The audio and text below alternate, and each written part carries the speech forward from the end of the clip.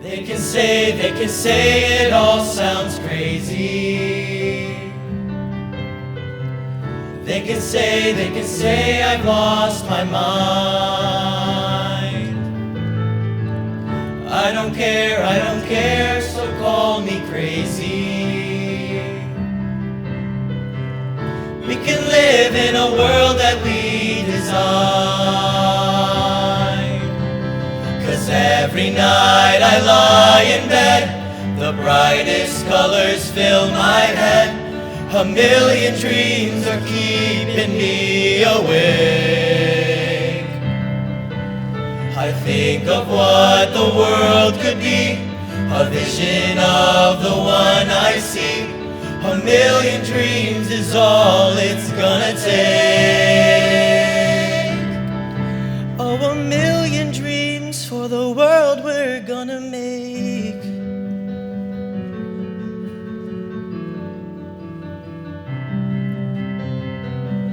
There's a house we can build. Every room inside is filled with things from far away. Special things I compile, each one there to make you smile on a rainy day. They can say it all sounds crazy. They can say we've lost our minds. I don't care if they call us crazy. Run away to a world that we design. 'Cause every night I lie in bed, the brightest colors fill my head. A million dreams are keeping me awake. I think of what the world could be, a vision of the one I see. A million dreams is all it's gonna take. Oh, a million dreams for the world we're gonna make.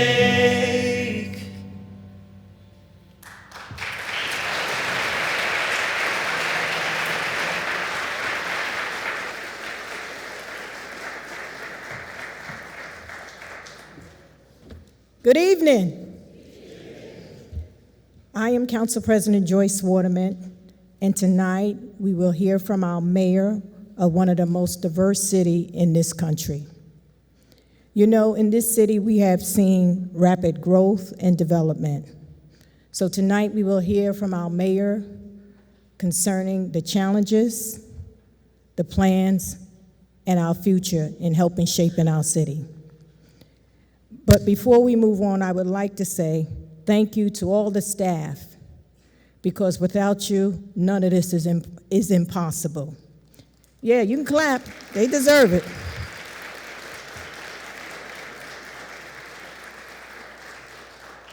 And before I bring out the color guards, I would like to say, every time we end a council meeting, our clerk always say, teamwork makes the dream work.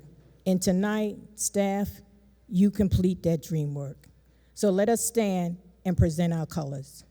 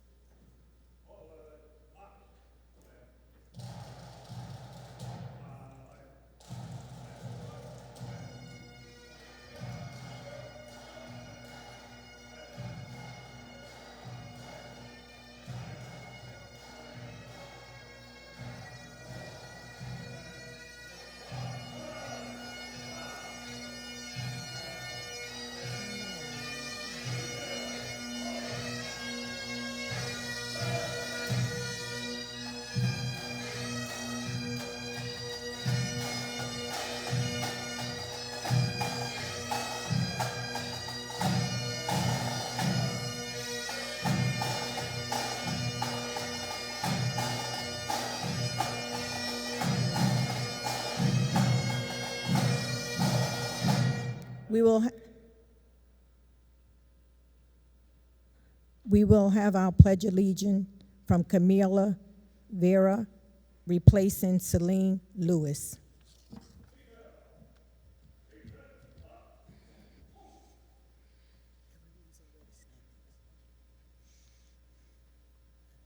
Nation, fly, echo, nation, God,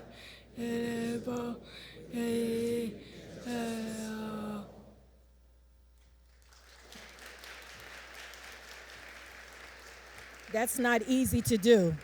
So let's encourage her. She's from A. Harry Moore School, and they told me she just started to speak at the age of 10. So she's doing a great job. Our national anthem from St. Peter's Prep Box.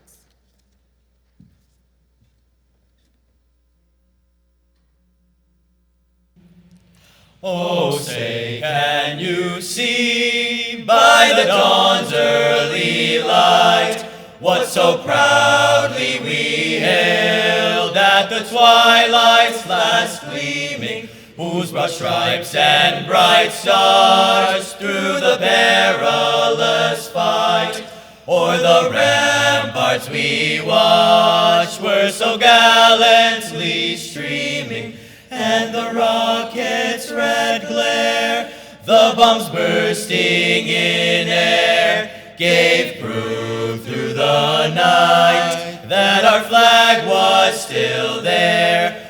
Oh, say, does that star-spangled banner yet wave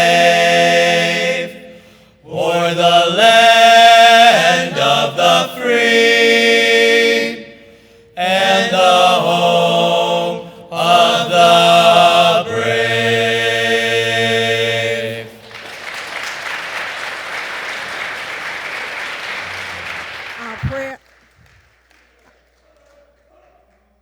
Our prayer of invocation by Rabbi Morid.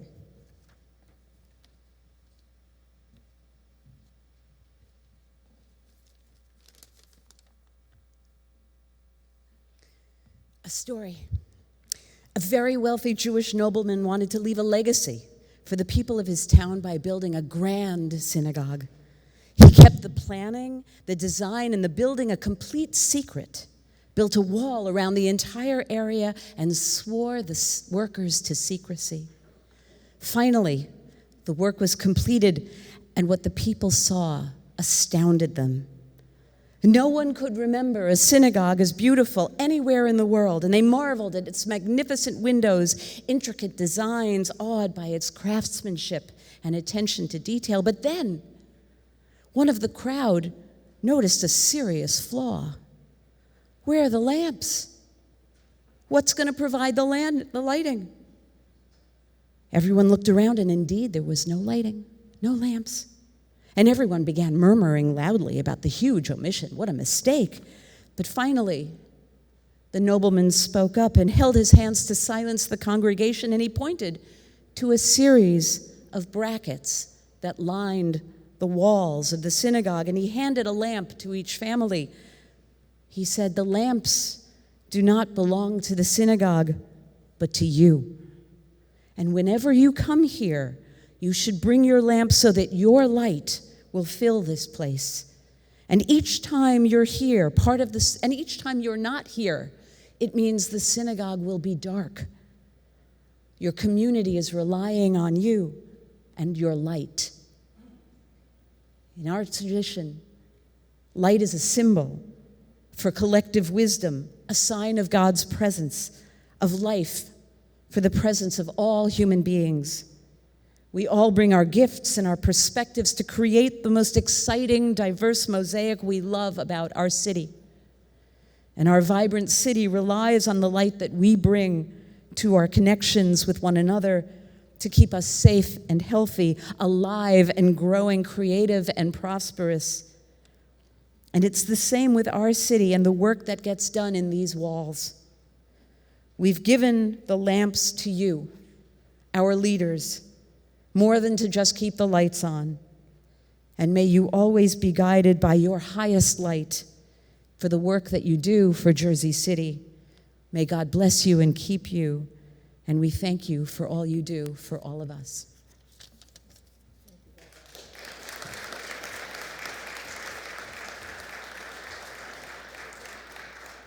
Let's retire the colors.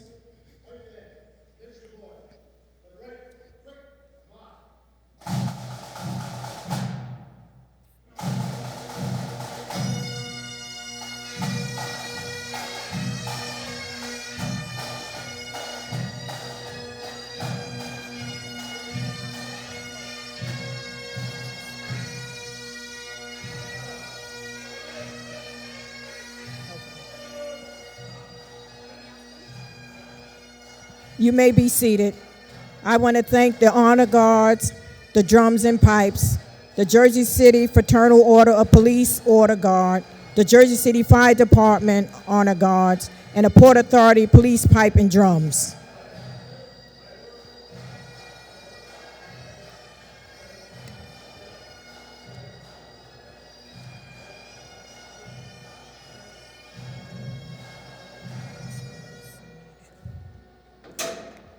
At this time, we'll have the poem from Exeline Samita.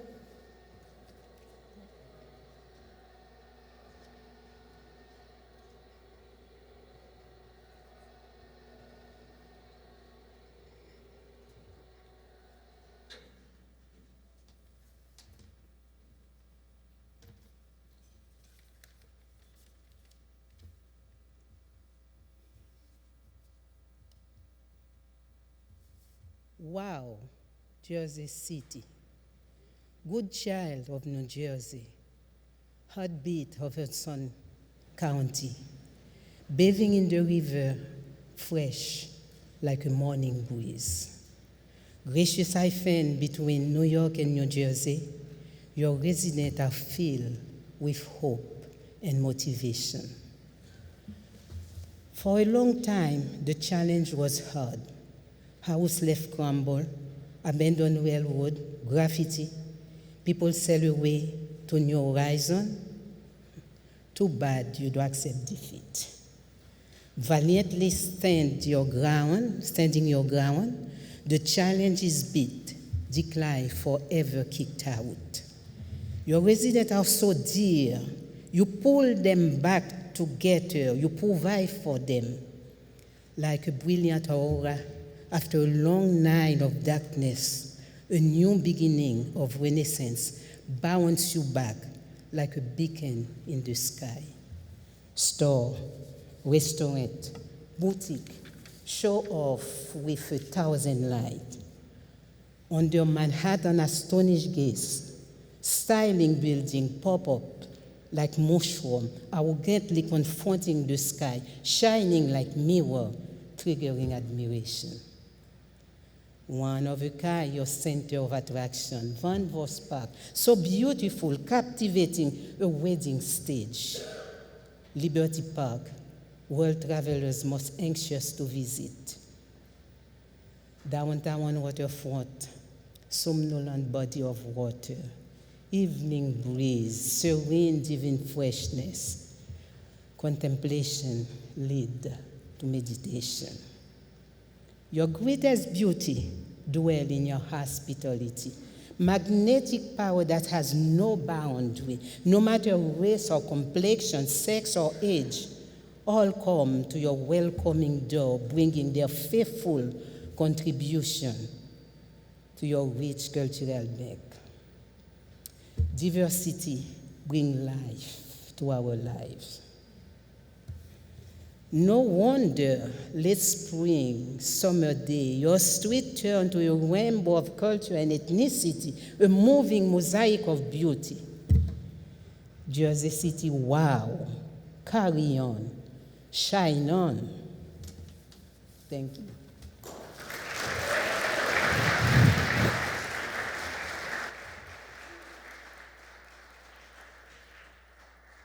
I guess I have the honor.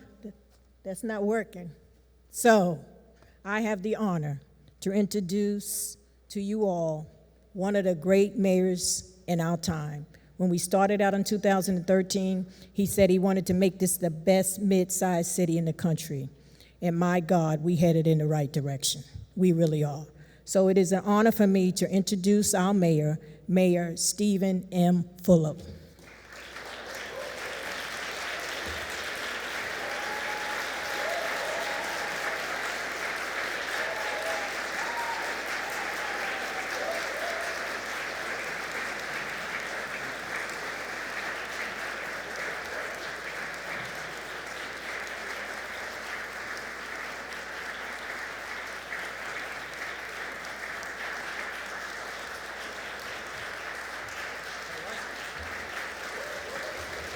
Thank you.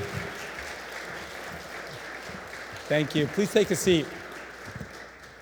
Good evening. Thank you for joining me tonight for my 11th State of the City address. It's hard not to be a little bit sentimental and nostalgic tonight, so bear with me a little bit. Walking in here tonight, I reminded myself that I only have 2 more of these State of the City events left before I pass the reins on to someone else. So I told myself that I should try to make the most of it and try to cherish every moment of what I'm going to convey. After all, we just have so much to be proud of as a city. I'll get to those highlights shortly, but first and foremost, I just want to start by saying thank you.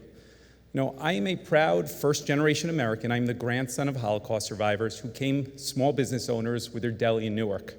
I wasn't born and raised in Jersey City, even though people that were born and raised in Jersey City put that as one of the most important things. But rather, I am someone who chose Jersey City as the place I want to spend my life and raise my family.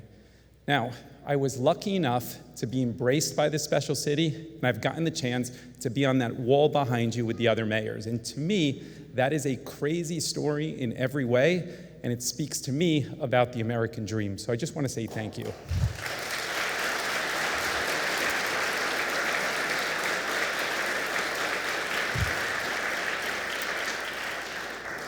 I recently revisited the first State of the City speech I gave just a few months into my first term in 2014.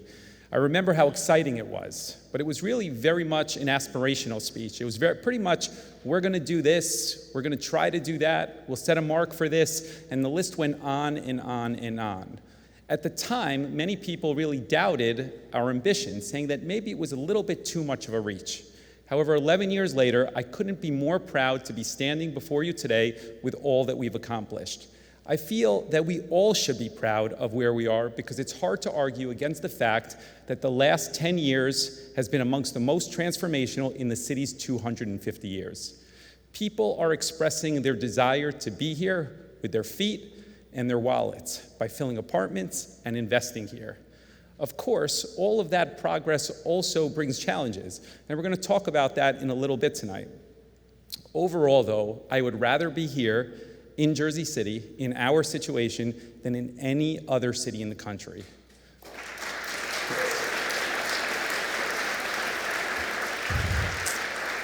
If you think about it, we are big enough that we're relevant to every single conversation, and at the same time, we're small enough to be able to experiment with new things and new ideas. We're a city that is more diverse than anywhere in the entire country, and it is a true microcosm of what New Jersey is and the United States of America.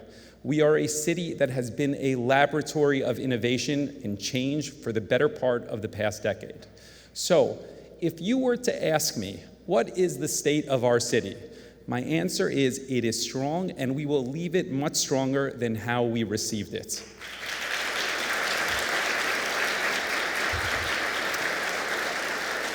To me, just this building, City Hall, is really a metaphor and a symbol of our administration. Many of you remember what it looked like when we found it. There were cracked old 1970s styles throughout. Lighting didn't work in a lot of places. You had a flooded basement that couldn't be occupied. The list goes on and on. Everything here has changed. Every office is updated. Around every corner is now something we are proud of. And we did it with a nod to our past because we are proud of that, and at the same time looking towards the future. To me, this building represents all of Jersey City, and handing it off to the next person in a way that we are proud of is what our administration embodies in everything that we do.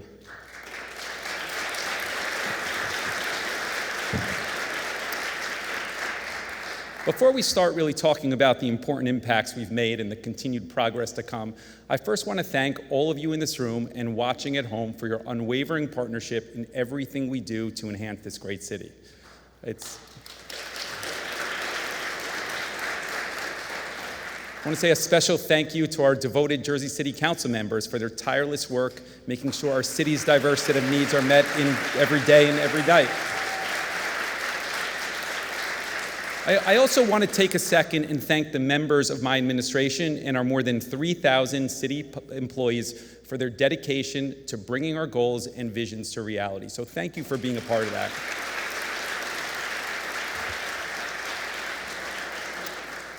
So let's start by talking a little bit about last year. 2023 was a year of historic progress for Jersey City. Our efforts have elevated Jersey City to a new level, and everywhere else is taking notice. It's been one of the greatest Renaissance stories in the entire country. Tonight, we were intended on showing some pictures of before and after of our biggest projects spanning the city so that you could see the physical growth that is driving our economy, but also the meaningful changes that benefit residents by building a smart, equitable, inclusive city. We're going to put those online so it's easier for people to see. But there is a good reason why we are ranked one of the best places to live in the United States. We continue to be ranked nationally for major driving factors such as job growth, economic activity, and equitable opportunities. But it's not only us declaring it about ourselves. You see, survey after survey recognizing the city in national publications that we were never a part of before. From Travel and Leisure, citing our public arts, our top-notch restaurants, and convenient public transportation options, to beating out New York City and San Francisco as the country's most LGBTQ plus friendly city in the United States.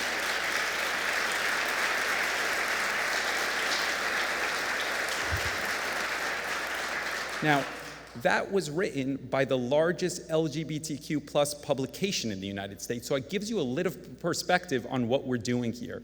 And why, you may ask? It's no accident that that's happening. It's an earned reputation that we've worked hard to achieve, and it will be our legacy as we stand here today, surrounded by a level of progress that surpasses any other place in the state and the region. As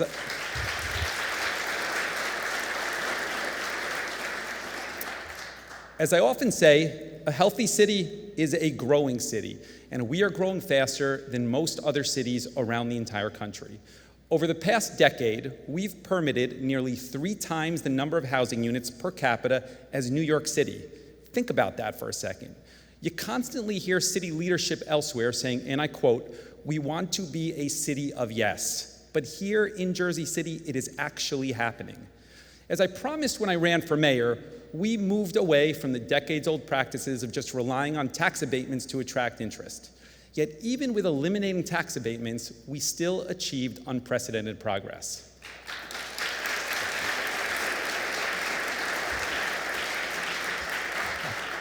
Development remains strong, and this is a true testament to our efforts in establishing Jersey City as a unique place where people want to live, where they want to work, and they want to enjoy all that the city has to offer.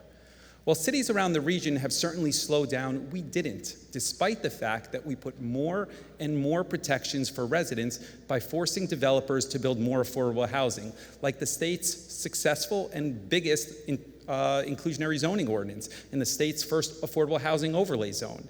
Even with these new rules and requirements, we are still seeing an unprecedented investment into our city. Last year, in a tough economy, we added $1.4 billion in new ratables to our tax rolls. It's a crazy statistic, but again, it speaks to the health of our city.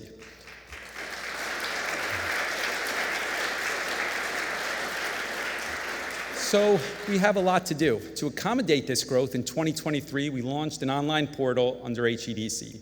The online portal will expedite the thousands of permits and forms submitted annually under HEDC and the MUA. We continue to be a city of yes.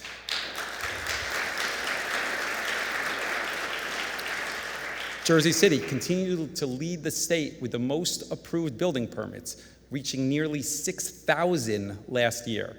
Our 2023 housing starts, our revenue, our construction code are all now in line with where we were in 2021 when the housing market historically low interest rates at that point, and the market was much easier. This speaks again to the strength of our local economy.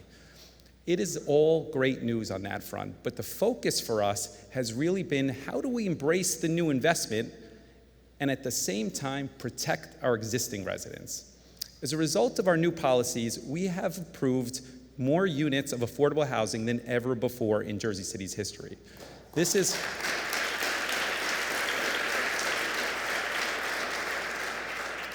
proof that the IZO, Inclusionary Zoning Ordinance, and the Affordable Housing Overlay are a success. We moved forward last year, and this year we will break ground with Bayfront.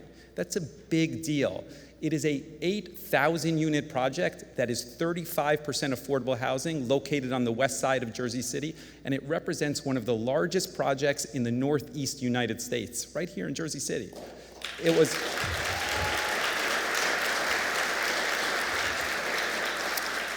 was our administration with the City Council that put together more than $100 million investment to create that huge commitment to affordability. At my first State of the City 11 years ago, I spoke then about the potential for the west side of Jersey City. Today, I am proud that you can visibly see the changes with cranes everywhere and new small businesses. Our vision has been met with tangible action. But we're not only building more units, we're also reimagining outdated public housing and turning it into mixed-income communities like what we're doing at Holland Gardens. Holland Gardens will represent the largest new public housing project in all of New Jersey. Additionally, we'll offer home ownership opportunities to residents who may not otherwise afford their own place to call home at Holland Gardens, because we recognize that the best way to get people out of poverty is investing in mixed-income communities where the environment fosters improvements. That's what we're doing for our most vulnerable residents here in Jersey City.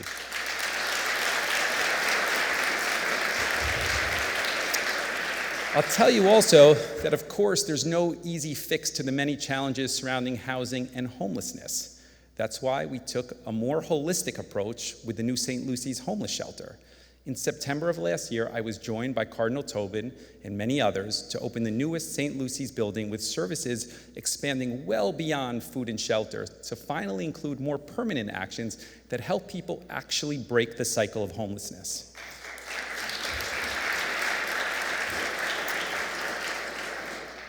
In Bergen-Lafayette, we've invested more than any administration in history. In my second State of the City, I spoke about aggregating all of that rented office space that the city had on the waterfront to a location that was struggling in the city, and we would commit to bringing city services to areas that didn't have it. At the time, I was faced with large rooms kind of like this, filled with critics of the plan. But to me, leadership is about articulating a vision, venturing outside of the comfort zone, and hopefully bringing people along for the ride. Last year, we opened the doors to the public safety headquarters located on MLK Drive. That is the fourth and final building, and it completes the vision that we initially articulated. It's hard to argue that it hasn't been a success. We've established in that area greater access to critical services. We've moved thousands of jobs there. Investment into the Bergen-Lafayette neighborhood is happening for the first time. Because of our commitment from a financial sense, you see for the first time real investment in private sector housing close to the City Hall Annex. And that's not an accident. That's because investors see we are a city of action, not just rhetoric. Again, we are a city of yes.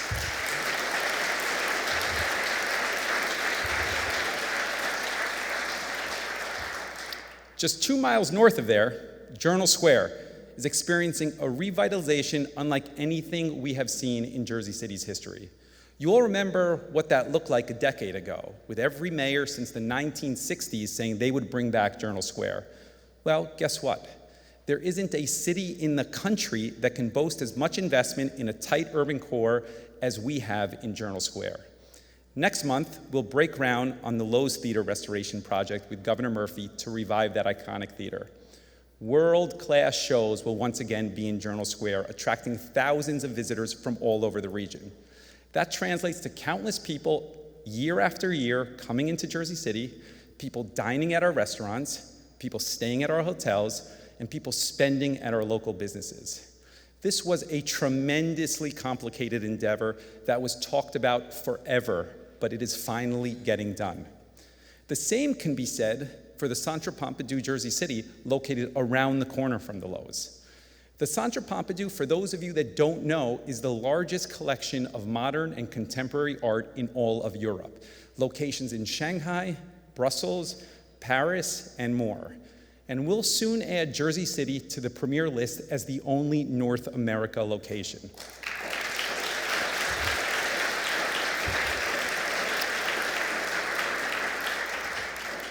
My belief is that there is no reason why Jersey City shouldn't have the best of the best in everything. And that is what this project speaks to.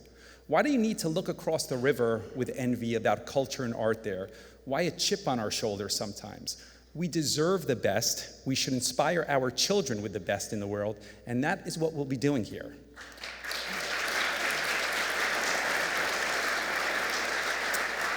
So we're done with the construction funding, and we're now in the final conversations with the governor's office on next steps. Future generations will know Jersey City as the arts and entertainment destination that we are building today. But again, with all of this, affordability is key to our plans, and Journal Square is a key part of that plan. In the next few months, we'll be enacting a new affordable housing ordinance for Journal Square, and we're going to be working closely with the City Council to get that done. There is a lot of progress happening in Journal Square, and in a couple of years, it will once again be the heartbeat of our city.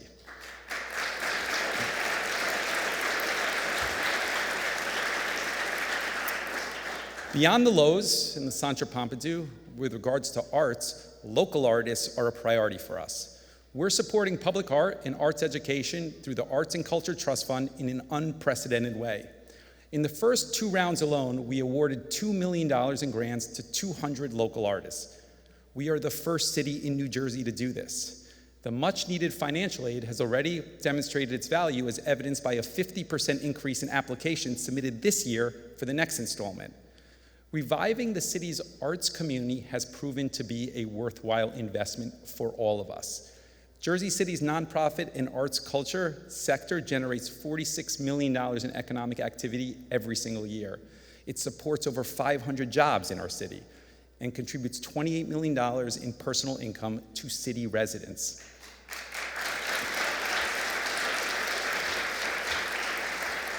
So why do I care so much about investing in the arts? Well, I'll tell you, art, culture, nightlife, those are key deciding factors for why people choose to live in dense urban areas, and we as a city need to recognize that as part of our vision for the 21st century. But what else do people care about when living in dense cities like Jersey City is a good question. They care about diversity. Of course, that is important. Arts and culture and nightlife, as I just mentioned, obviously important. But safety is the foundation, because without it, there is no room for anything else. We have made huge progress, including record-breaking decreases in crime citywide. I made it clear from day one, 10 years ago, that we would turn the page and reduce crime by double-digit percentages. Today, we have reached and exceeded our most aggressive goals. In 2023, we had the lowest number of homicides in Jersey City's history. Let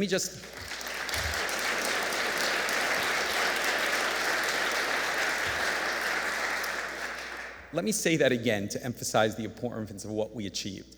Thanks for the efforts of our Jersey City Police Department and the public safety officials, last year we had the lowest number of homicides in Jersey City since records have been kept. In fact, the data shows we had the lowest homicide rate of the top 100 cities along the entire East Coast. The data also shows you we had the lowest homicide rate of the top 100 cities everywhere east of Texas. Furthermore, we had a lower homicide rate than our neighbors, New York City, for the first time in decades. A reason for that is, of course, the over 1,000 CCTV cameras installed by our administration and the City Council. The cameras allow our law enforcement officers to be much more efficient and effective in solving crimes and prosecuting bad actors. For the first time, we closed out 2023 with a 100% solve rate of homicides. We are taking the most violent criminals off our streets, and we are putting them behind bars.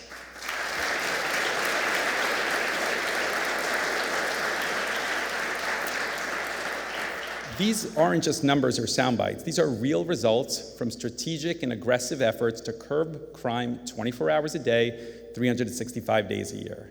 What's more is we created a pastor program that works with victims of violence in all of our communities and even the families of perpetrators to provide help and guidance at any violent incident throughout the city. As I often say, there is no greater tool than our community partnerships, and we'll continue to work closely with our local leaders and residents to build trust and create a safer environment for everyone that lives here.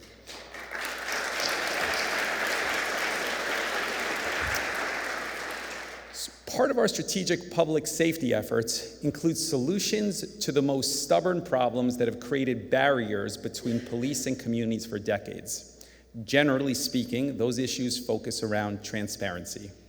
In a few weeks, we're going to open our new de-escalation and training center to raise the bar well beyond the standard training for police and fire.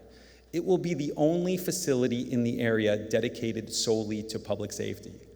We can use the simulator there to recreate an entire range of emergency scenarios so that our officers will get top-notch training on better protocols in countless high-stress situations. But one of the best parts of the new training center is that you will be able to go there. It will be open to the public to experience firsthand what it's like to be in a situation where every second counts. We are planning for the future. And as I said in my opening, we will leave the city better than the way we received it.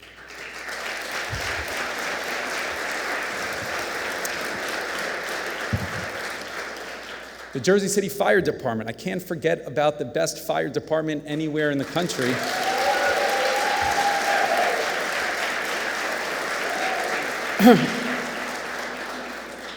I will also tell you it's the largest municipal fire department in the state of New Jersey now. Last year, our firefighters responded to more than 17,000 calls for service in Jersey City. That's an average of 48 emergency responses every single day.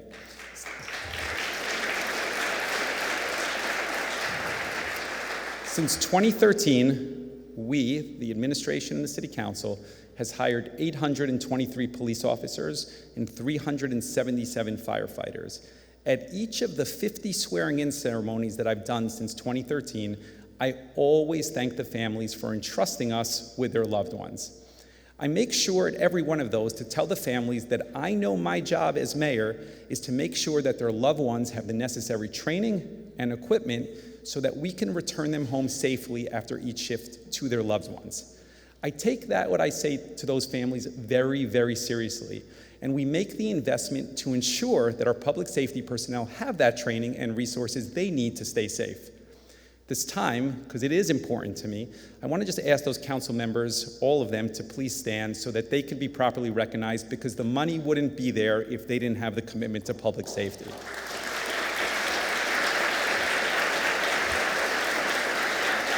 Thank you.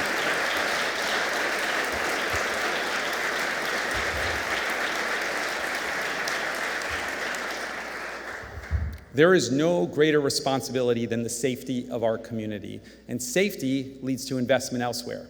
In 2023, we completed one of the largest citywide park improvement plans in decades, with over 25 park updates.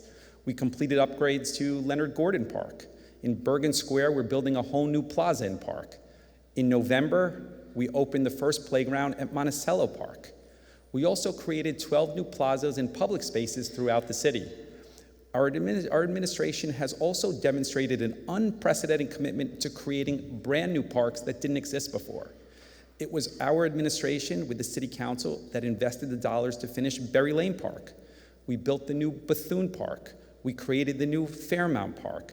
We added the new Coles Park, none of which previously existed. And we have set the way for the new 3-acre Courthouse Park, which will soon be the first large park in all of Journal Square.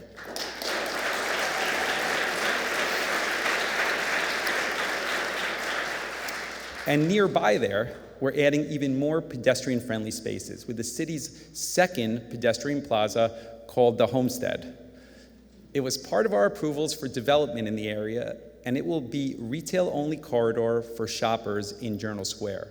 The Homestead is based off of our successful Newark Avenue pedestrian plaza, which was initially met with criticism when we first proposed it.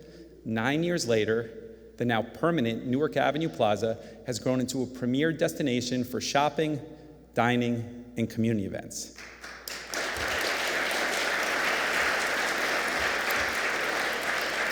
This will be the same for Journal Square.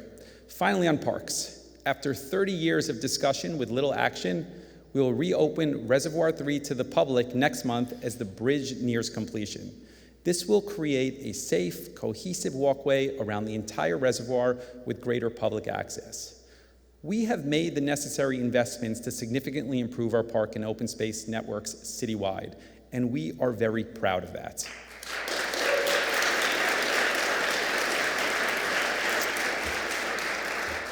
Our commitment to parks is certainly unprecedented, and the proof is in our actions. As a result of our ongoing efforts, 95% of all residents now live within a short walking distance to parks.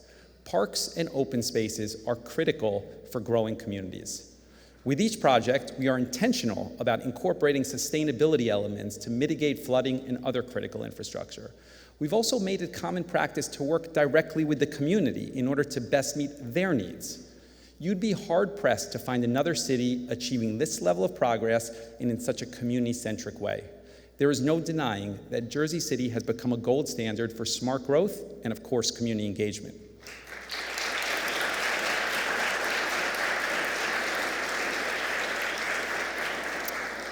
But investing in the next generation isn't only about playgrounds, though. Next month, we'll open the doors to a new public library in Bergen, Lafayette.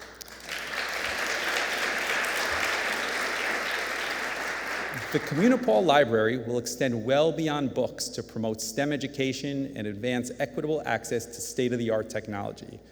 We have made huge investments in our library system, not only renovating places like the Priscilla Gardner Main Library, but also planning new libraries in areas that need it, like the Holland Gardens renovation plan that I mentioned earlier tonight. It's a commitment that we have made, and again, our actions speak to it. From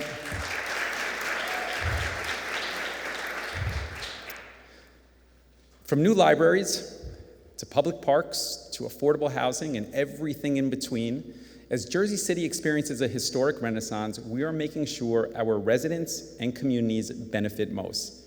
Continuing with the theme of the next generation, people often ask me about schools. As a parent to three children myself, two of which are here today, Stassi and Jackson,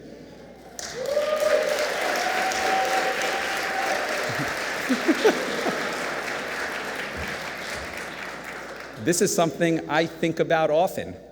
Since I took office in 2013, our administration has been a part of creating 5 new schools that are either completed or under construction for a total of 3,000 new seats in Jersey City.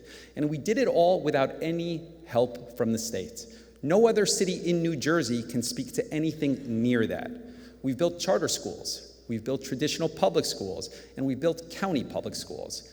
We have been consistent proponent of using our development tools for meaningful community givebacks because I know we can't do it with government resources alone.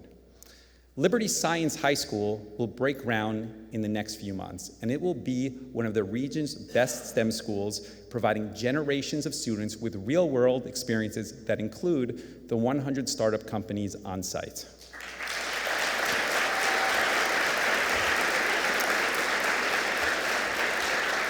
I'd like to ask Paul Hoffman to stand, the president of the Liberty Science Center, who's been our partner in this.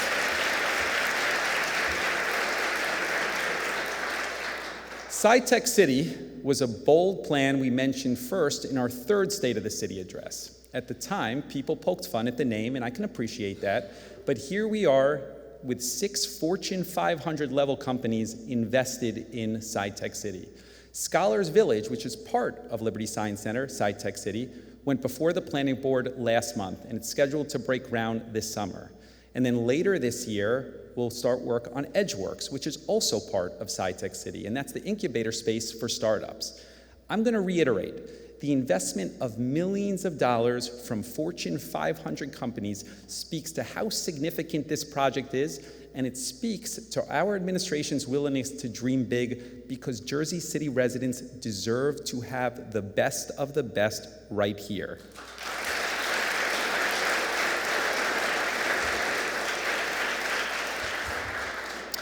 I want to switch topics now to talk about the importance of promoting a healthy lifestyle to improve quality of life, and we've made great strides in improving public health.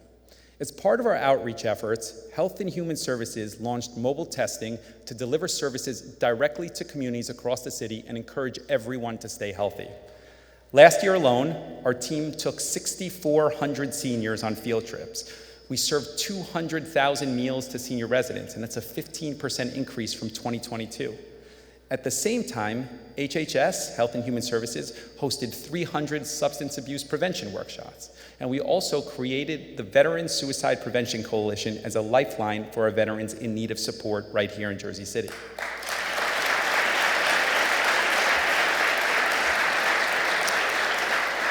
As a result of these many successes, the department was awarded $8 million in grants to fund essential city services that residents rely on every day. It's worth noting that the last senior center also in Jersey City was built before I was born. But over the past decade, I think we can all acknowledge our seniors' investment has been unprecedented. Older adults are dependent on community resources now more than ever for a safe and for an active social life. To meet the growing demand, next month, we are opening a new senior center on Central Avenue that is unlike anything the city has ever had before. Joni, clap.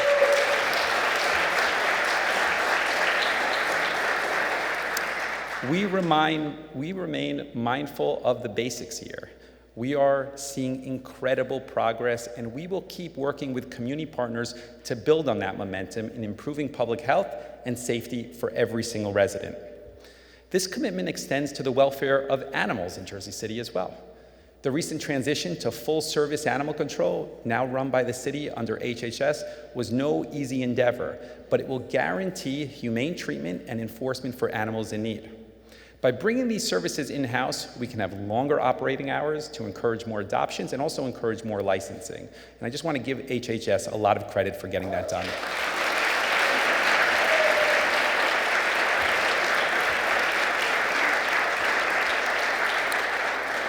Progress like this doesn't happen without people having the courage to think outside the box and try new things. And we've proven over the past decade that we will not settle for the ineffective status quo here. This may be most obvious in our approaches to significantly extend our transportation infrastructure. We have invested more in transit than any municipality in New Jersey. Jersey City is one of the busiest transportation hubs in the nation, and we continue to raise the bar for creating safer streets and improving mobility. Connectivity plays a central role in building a sustainable city and improving lives. From cars and bikes to ferries and everything in between, nowhere else in the nation is creating a robust transportation network like we are here in Jersey City. More than half of our 300,000 residents travel to work by foot, by bike, or by mass transit. From the recent expansion of city bike stations to launching city-run ferry operations, our efforts in meeting the community needs speaks for itself. Since becoming the first city in New Jersey to adopt Vision Zero 5 years ago, we have become a national leader in creating safer streets for pedestrians and drivers with a wide range of safety improvements. To date, we have installed over 700 speed humps, 550 intersection upgrades, and over 20 miles of protected bike lanes.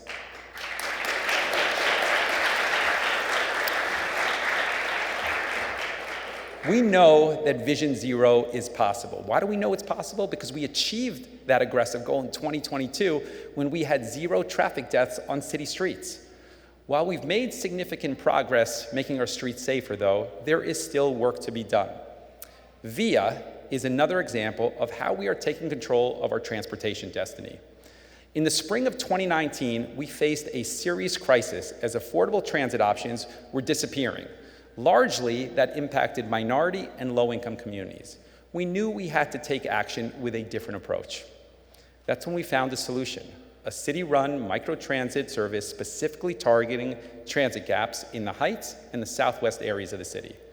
Despite launching during the pandemic, we have established one of the nation's most successful programs of its kind in terms of ridership, efficiency, and social impact, with 80% of the rides serving people of color and 60% serving low-income residents.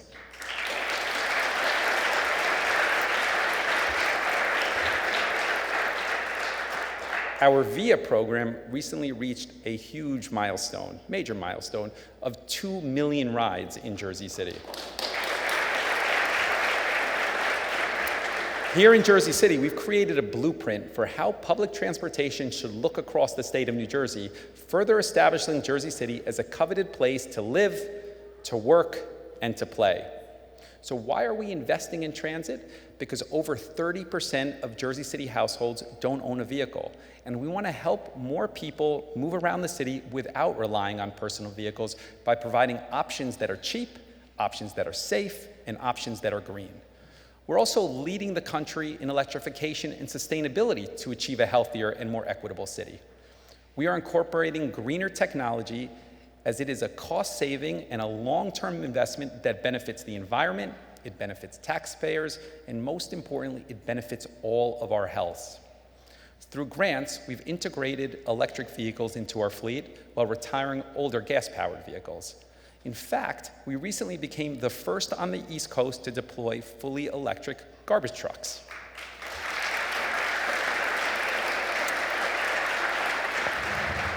Taking a further step, we're empowering our electric vehicles with solar panels installed at our Public Works campus, which also supplies electricity to the entire building. This year, we're going to expand to 90 public and municipal charging stations throughout the city at no cost to taxpayers to strongly encourage and promote electric vehicle use. Public health is all-encompassing. It's the health of our surroundings, it's physical exercise, it's mental health, and of course, social well-being. That's why we've put an emphasis on providing our younger residents with the skills and activities they need to succeed. Since expanding our Department of Recreation to include youth development, we've successfully established new programs and enhanced existing recreation to be more inclusive of everyone's ability and interests. In 2023 and 2024, we have put a greater emphasis on expanding services for children and families with special needs. Our ultimate goal is to provide all youth in Jersey City with the opportunity to play team sports, to participate in social programs, and clearly make physical gains. We've also seen a huge boost in engagement since the June launch of our online portal for more accessible field scheduling. As a result, 140 different organizations touching thousands of children were issued field permits between June and December, impacting everybody in the city.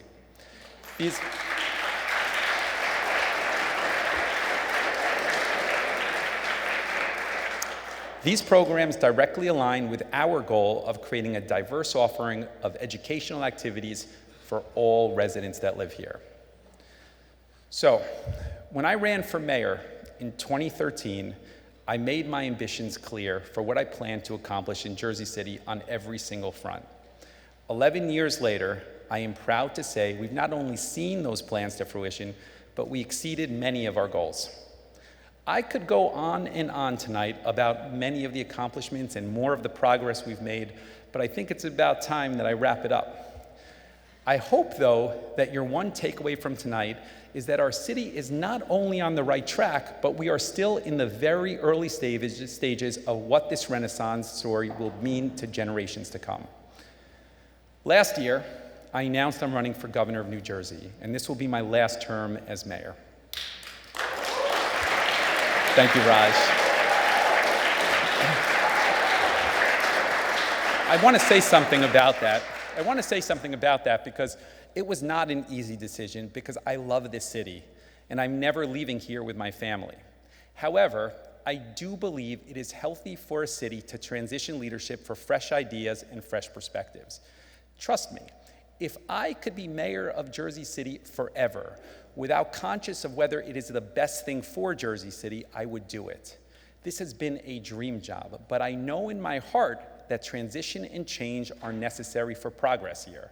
So why do I share that with you? Because my love for this city is deep. It is a special place with vibrant communities made up of amazing people.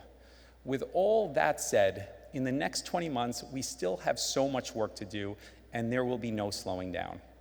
We're going to work every single day with that same energy as my first day in office, and we continue to build together the best mid-sized city in our United States of America.